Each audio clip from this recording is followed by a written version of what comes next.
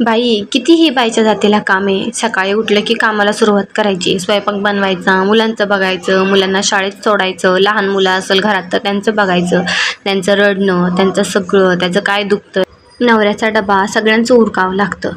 तरी एका बाईला किती टोमणे खावे लागतात. किती केलं ना तरी कमीच पडतं संसारासाठी. रील लाईफ आणि रिअल लाईफ किती वेगळी असते ना. कितीही केलं ना तरी एखाद्या बाईला खूप टोमणे ऐकावे लागतात. तिच्या कपड्यावरून, तिच्या मेकअपवरून तिला बोललं जातं.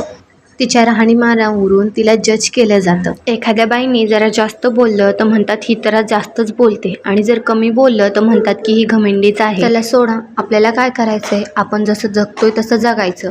लोकांचं कामच असतं बोलायचं. मी पण सकाळी उठले की डायरेक्ट स्वयंपाकाला लागते. स्वयंपाक करावा लागतो बाबा पहिला, नाही तर उपाशी राहायचो आपण. दुसऱ्यांसाठी नाही पण स्वतःसाठी तरी खायला बनवावं लागतं ना. हाच विचार करून मी पण लागले भाकरी बनवायला.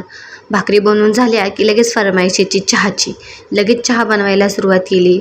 त्यात बबडं माझं प्रत्येक कामात मध्ये करत असतं. ते बघा आता चहा बनवताना पण आलोय मध्ये. मी म्हटलं तर तिकडे बघून बाय कर, लगेच बाय करतोय बघा का. नाश्ता झाल्यानंतर सगळी कामे उरकली व उठला माझा लाडू. मग काय, लाडू लागला किरकिर करायला नेहमीप्रमाणे.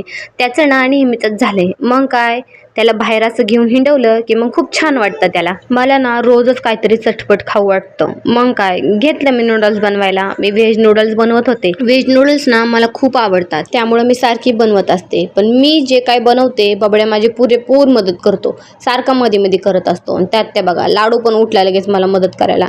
मम्मी मी पण करतो म्हणे तुझी मदत. मग काय, लाडूलाच घेऊन केली सुरुवात नूडल्स बनवायला.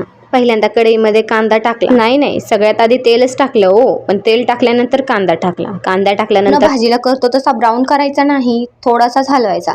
त्यानंतर ना लाडूला ठेवून द्यायचं. त्यात सगळे व्हेजीस द्यायचे टाकून. मी फक्त ढोबळी मिरची लाल म्हणजे लाल नव्हती ती सुकून लाल झाली होती. आणि कोबी टाकला आणि घ्यायचं थोडंसं हलवून. त्याला जास्त शिजवायचं नाही बरं का, थोडंसं शिजवायचं.